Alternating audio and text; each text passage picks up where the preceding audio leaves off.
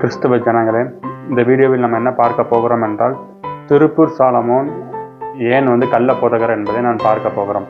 ஏனென்றால் திருப்பூர் சாலமோன் சகோதரர் ஒரு புதிய கண்டுபிடிப்பை கண்டுபிடித்திருக்கிறார். அது என்ன கண்டுபிடிப்பு என்பதை இந்த வீடியோவில் நீங்க பார்த்துட்டு வாங்க. உருவாக்கப்பட்டிருக்கிறோம், கிறிஸ்துவுக்கென்று உருவாக்கப்பட்டிருக்கிறோம், பிதாவுக்கென்று உருவாக்கப்பட்டிருக்கிறோம், கிறிஸ்துவுக்கென்று உருவாக்கப்பட்டிருக்கிறோம் என்று சொல்லும் பொழுது நிறைய பேர் என்ன நினைச்சுக்கிறாங்க? பிதாதான் கிறிஸ்துன்னு நினைச்சுக்கிறாங்க. இல்லை. அதாவது திருப்பூர் சாலமோன் சகோதரர் என்ன கூறுகிறார் என்றால், பிதா கிறிஸ்து இல்லைன்னு ஒரு புதிய கண்டுபிடிப்பை கண்டுபிடித்துட்டார். சரி, இப்ப பிதா கிறிஸ்து இல்லைன்னு சொல்லிட்டாரு, அப்புறம் அந்த கிறிஸ்து யாரு அப்படின்னு அவர்கிட்ட கேள்வி கேட்டனா அதற்கும் அவர்கிட்ட பதில் கிடையாது. அதாவது எப்படி என்றால், ஒரு எண்ட்லெஸ் ட்ராப்புக்குள்ளே திருப்பூர் சாலமோன் உங்கள் கண்ணை கெட்டிடுவார். அவர் எண்ட்லெஸ் ட்ராப்புக்குள்ளே உங்களை கூட்டி கொண்டு போய் நான் கடவுளை காண்பித்து விடுவேன், கடவுளை காண்பித்து விடுவேன் என்று இப்படி சுற்றி வந்து கொண்டே இருப்பார். ஆனால் வந்த இடத்துக்கே அது வந்து கொண்டே இருக்கும்.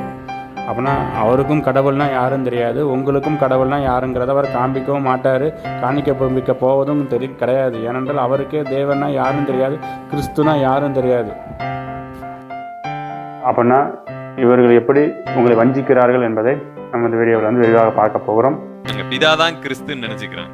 இல்லை, பிதா கிறிஸ்துவாய் இருந்தால் இந்த வசனம் பாருங்க, 1 கொரிந்தியர் 8:6, பிதாவாகிய ஒரே தேவன் நமக்குண்டு, அவராலே சகலமும் உண்டாயிருக்கிறது, அவருக்கென்று நாமும் உண்டாயிருக்கிறோம், இயேசு கிறிஸ்து என்னும் ஒரே கர்த்தரும் நமக்குண்டு, அவர் மூலமாய் சகலமும் உண்டாயிருக்கிறது, அவர் மூலமாய் நாமும் உண்டாயிருக்கிறோம்.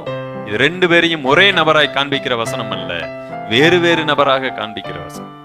1 கொரிந்தியர் கொண்டு பிதாவாகிய ஒரே தேவன் நமக்குண்டு, அவரால் சகலமும் உண்டாயிருக்கிறது, அவருக்கென்று நாமும் உண்டாயிருக்கிறோம், இயேசு கிறிஸ்து என்னும் ஒரே கர்த்தரும் உண்டு, அவர் மூலமாய் சகலமும் உண்டாயிருக்கிறது.